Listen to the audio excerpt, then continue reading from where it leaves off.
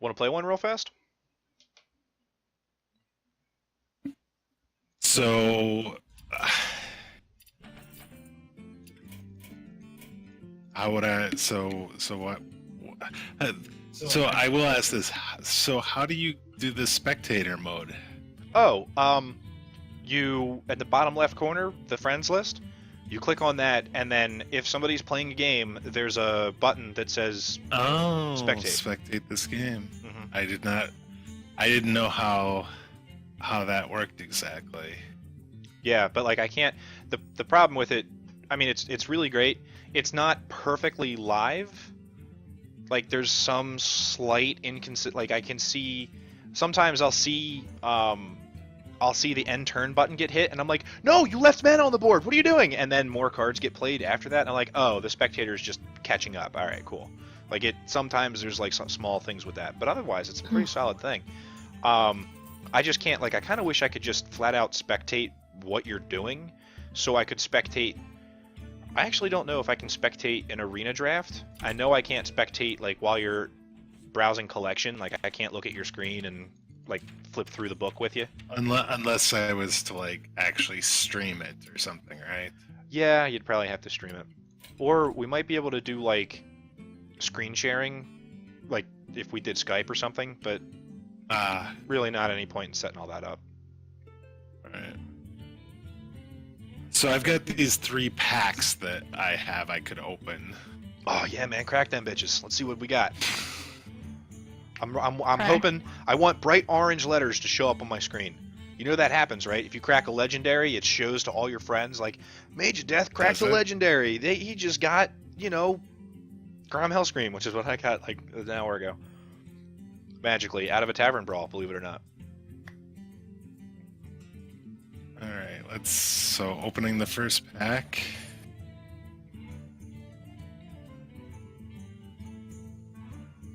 I've got a Druid Power of the Wild.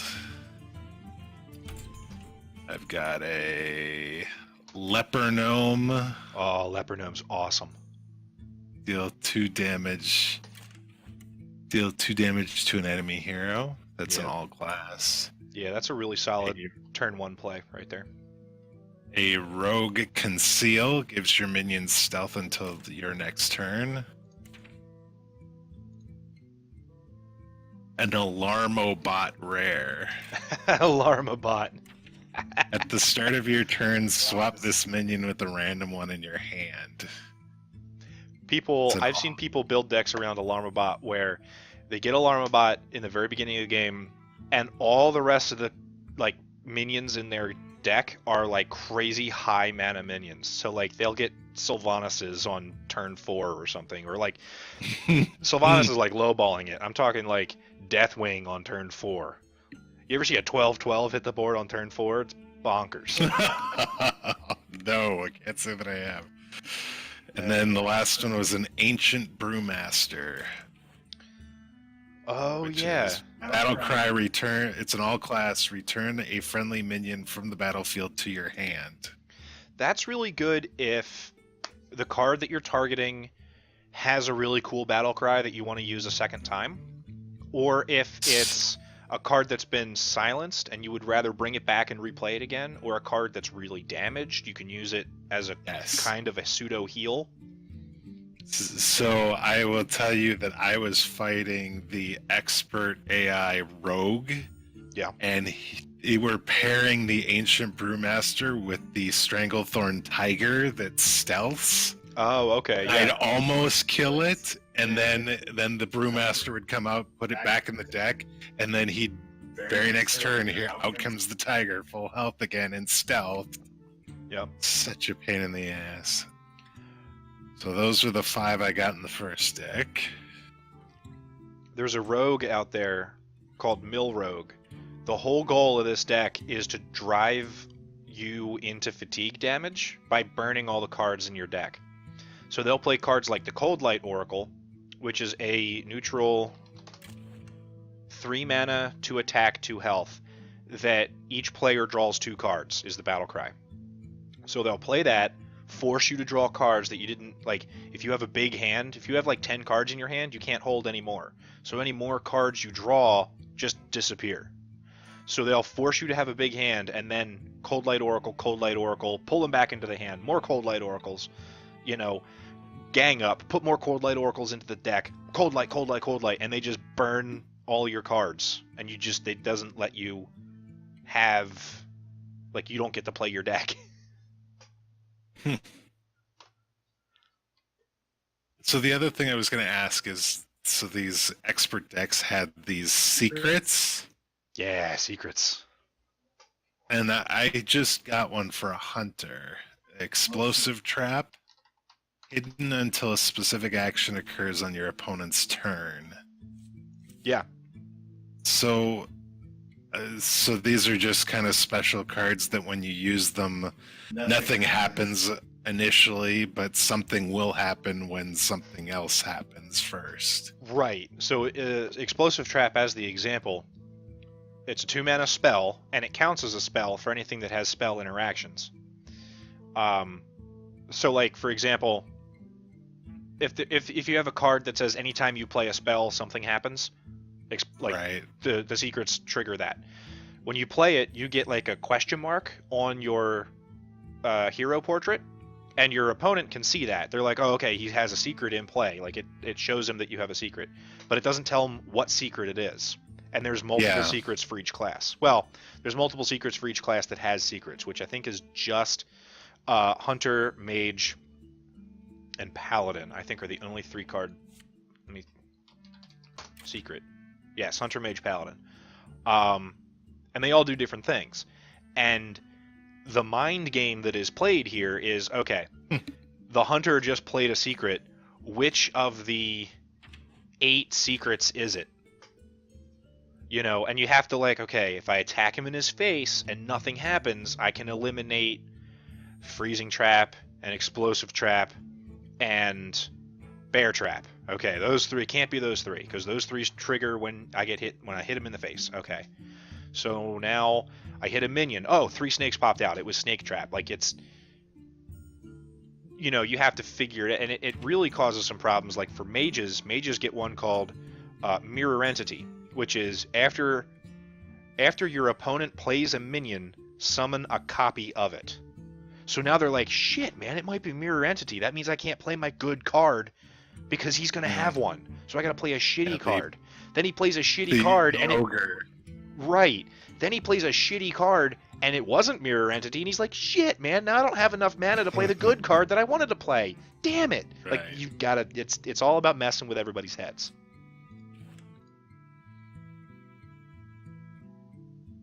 So then Thought Steal, copy 2 cards from your opponent's deck and put them into your hand. That's a priest's card. I love that card so much. There's nothing quite like killing somebody with their own cards. A Mogushan Warden, a 1/7 with taunt. He's alright. And then Head Crack was my rare. Rogue. Deal 2 damage to an enemy hero. Combo, return this to your hand next turn.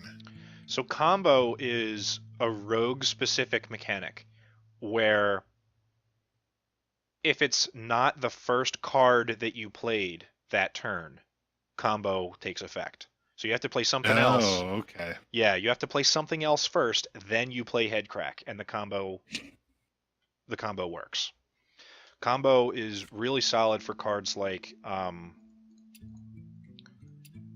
my god, I don't remember his real name. I always call him Disguised Toast. That sounds like a good name. SI7 Agent. Well, yeah, SI7 Agent is a 3-mana 3/3, and it says combo, deal 2 damage. So if you play something else and then you play the SI7 Agent, you can target 2 damage on something. But when he comes into play, he says, ha, this guy's toast. And I'm like, ha, disguised toast. That's not my joke. That joke's been all over the internet. I can't take credit for that. But it's funny. I say it. So the Head Crack was one I was having trouble with the expert deck too, because kept doing it as the combo, so he kept returning it to his hand and kept using it every turn as the second one it was doing, and Yeah. So he kept just randomly doing 2 damage. right. The downside to Headcrack is that 3 mana for 2 damage isn't that great. Isn't efficient, no. Yeah, like switch it around, 2 mana, 3 damage. That's Frostbolt. That's a basic mage card, which is just I would argue is just objectively better. Right. I So don't even have a Headcrack. the last card was a secret for Paladin, Noble Sacrifice. When an enemy attacks, summon a 2/1 defender as the new target. Noble Sacrifice is a really good. It's one of the 2 secrets I think in Paladin that is worth playing just on its own. There's a lot of secrets in Paladin that aren't really that great unless you can play them for free, which is what Secret Paladin is all about. They have a card called Mysterious Challenger, which is a 6 mana 6/6, and it reads: play 1 copy of every secret in your deck right now. So they have to be in your deck; they can't be in your hand. But if that son of a bitch hits the board and you have a whole mess of secrets in your hand, bam, you have a whole mess of secrets on your face. And it's like, shit, 1 of these secrets, 2 of these secrets, not that scary. 5 of these things, now I have to figure out, like, what's my turn order? Is it okay to attack? Do I have to do this, that, and the other? Like, it confuses people. But Noble Sacrifice, just play it on its own, and then someone tries to attack something that you want to stay alive, and suddenly this dude runs in and goes, "Get down!" And, like, the thing that they wanted to attack doesn't take damage. It's pretty awesome. So I got 1 pack left. Yep. The first card in there is another Leper Gnome. Awesome. It's always good to have 2 Leper Gnomes. Then the second one is the Eagle Horn Bow for the Hunter. Okay. Whenever a friendly secret is revealed, gain 1 durability. It's a weapon. Yeah, it's a really solid hunter weapon. Inner Fire for the Priest. Change the minion's attack to be equal to its health. This card, I don't understand why this card is as bad as it is. It should be amazing, but it's only played in very few select decks that are deliberately trying to be bullshit. Because, like, there's cards out there that have, like, well, the Mogashan Warden that you just pulled out, that 1/7, with this, suddenly that's a 7/7. But it's too inconsistent a combo. Like, it requires well, it requires that the thing still have high health. Like, if it gets attacked and it goes down to like 3 health, hitting it with Inner Fire, it becomes a 3/3. Like, it's not as dangerous. But, like, Right. Oh, I almost disenchanted mine. I didn't want to do that. I don't know, man. It's just, I wish it was something that was more prevalent in Priest, but there's just so many other cards that work better for Priest. It just doesn't see any play, I guess. Right. Got another Noble Sacrifice, and then the last card is the Venture Company Mercenary for all classes. Your minions cost 3 more. This card, yeah, it sounds bad, right? Yeah. But it's a 5 mana 7/6. See, that's the danger of a card like this. Is you look at it and you're like, minions cost 3 more. I don't want that to happen. But, like, there isn't another card, I don't think, in the game that lets you play a 7/6 for only 5 mana. Like, that's a ton of stats for 5 mana. And it's the sort of thing that requires they deal with it. Like, they just have to deal with it because it's 7 attacks staring them in the face. So, I don't know. I think it's people turn it down a lot in, like, Arena, and it's sometimes it's a mistake to turn him away. Like, he's strong. I don't know that he necessarily fits into every deck. In fact, he doesn't really see any play in Constructed, but He's pretty good. I like him. There's just better cards out there is all. So I now have 3 leper gnomes. Ooh, awesome. Go to your collection. All right, so I'm looking at my collection. I'm in neutral. I'm looking at my 3 leper gnomes. Okay. At the bottom, click the crafting button. And there should be like a button that says disenchant extra cards. Yes. If you click that, it'll automatically dust one of those 3 leper gnomes, plus any other, extras that you had that you didn't need. Right now it just lists the number 5 in there, so it's probably just that one card that it's doing. Is that what that means? Or Yes, you get 5 dust for 1 leper gnome, that's right. yeah, okay, so mass disenchant your extra cards to create arcane dust. You can't have more than 2 copies. So it says there's no legendaries, no epics, no rares, 1 common worth 5. Do you Right. want to disenchant? Yep. I think yes, right? Mm-hmm. Oh, and arcane dust awarded. It says 95. Why do you have 90 arcane dust already? I don't know. Did it give you a bunch of free dust for disenchanting something? I think it might have. Awesome. So if I hit...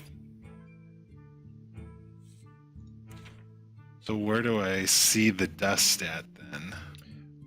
Bottom of the screen, all the way on the far right, it tells you how much dust you have. And then if you click the crafting button, and then you can flip through the collection pages here, and it shows you every card that's in the game. And any of them that are like a bright blue, you can craft. Well, I only have 5, so I don't know why it said 95 there for a moment. But Oh. Well, then none of them are going to be blue. There's no such thing as a card that costs 5 dust to craft. yeah. It costs... Wow, I have an awful lot of common... Here we go. It costs 40 dust to create a common, which is the cheapest it gets. But the more cards you get, eventually the more duplicates you're going to get, right? Because by just a factor of mathematics, you're going to have less chance to get a new card. So you're going to have more and more dust coming in every time you get more cards. And that dust starts to rack up, and then you can start crafting cards. You can even craft legendaries. It just takes a long time to do it. 1,600 dust for a legendary.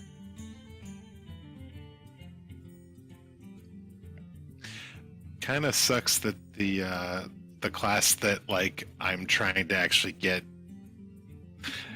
I mean, it sucks I didn't get any mage cards, I guess is what I'm saying.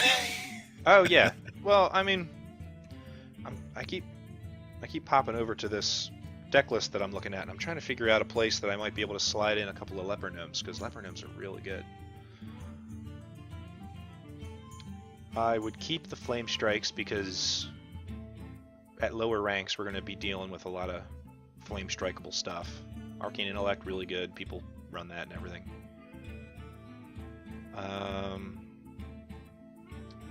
You might be able to cut one of the Acidic Swamp Oozes and put in a leper gnome.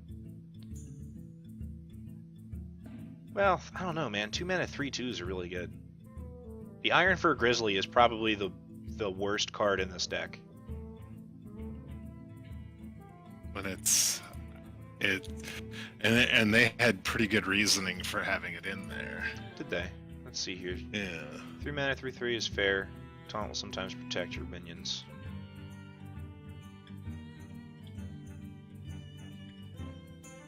Oh, alright, because they were looking for a 3 mana card to slot in. Alright. Wonder if there's anything else at 3 mana that would be worth playing. Arcane Intellect you already have. Did you say you had any secrets? Secrets are all 3 mana.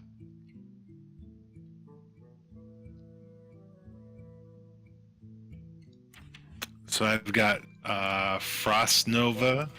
Okay. It is the only other is the only one besides Arcane Intellect that I have that's 3 mana.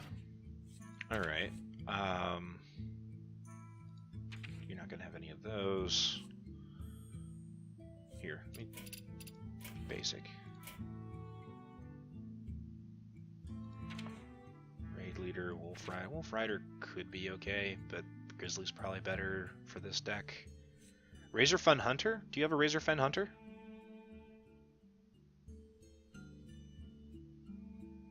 I do.